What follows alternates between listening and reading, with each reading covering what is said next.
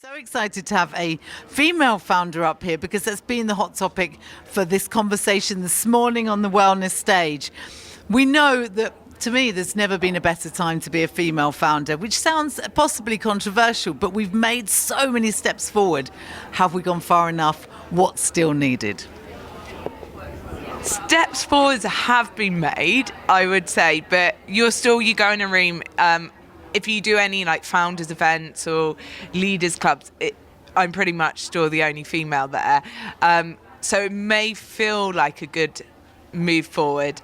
I think there's more things available which are focused on females, but it's still seen as a section rather than we're just welcoming entrepreneurs and we have equality across female, male, whatever your background is.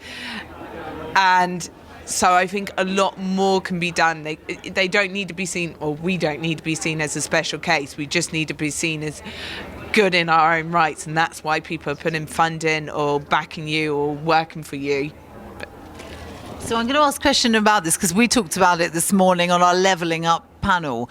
I want some really strong tips of, okay, well, what can I put in place? What can be done in practice that really is going to make an impact?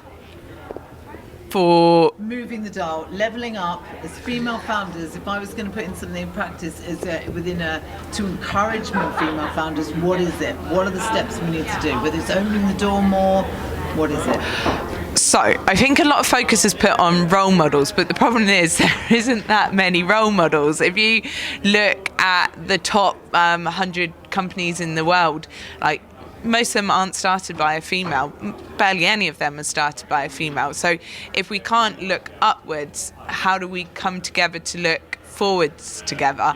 I think that's the important thing, is making safe spaces where people can come up, ask questions of other people. What do they think?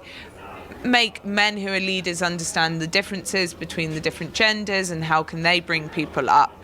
And just being more open to sharing ideas so people can get instant feedback. So if you do have a business idea, or you want to become a business owner, or you want to become a leader, like, have the confidence to bounce your idea off someone else. Don't keep it internal, because then it's never going to go anywhere. Thank you.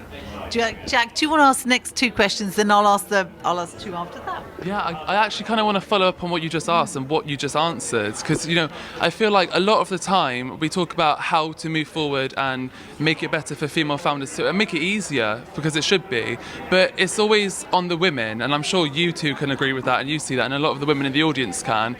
Women, what should we do to make it better for you? No, men, make it better for the women. And I'm saying that as a man, and I want to know as well, what can men do in the industry to help their female peers, to make it easier for them to found and make businesses and to continue that growth?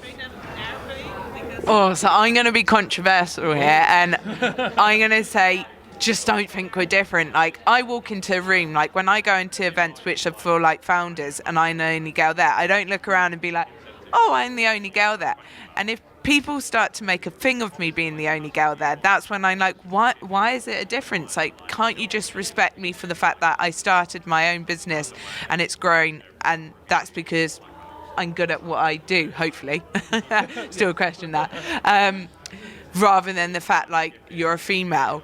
And I think that's maybe what needs to be, is like, and we touched on this earlier, it's also just respecting that people have different styles of leadership. Male and women will have different styles of leadership, and just knowing that works for them and support them in that style, rather than trying to make them mimics of a male style.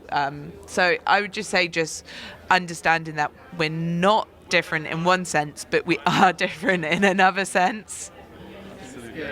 I've got to say as well, big shout out, there was a lot of men at our session. We did a panel this morning on levelling up, and there was a lot of men in the audience, and we were pleased to see that, because we can learn from them as well. And I think that's one of the things that sometimes I think we can look and learn and see. For example, Ruth and I were talking about the fact that when men go for an interview, I think we're talking about it with Paula as well. When I think I'm nicking yours, Paula.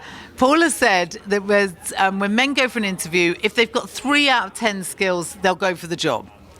Women will only go for the job if they've got 10 out of 10. Did I get that right, Paula? Something like that, isn't it? Which I'm just stealing other people's brilliant ideas. So I think we can learn, and I think there's a question for you, is as a founder of ESB Connect, and you've been a founder for a long time, what learnings are you constantly putting in place, and what are you encouraging when you know information like that? How do you feed it back down to your team?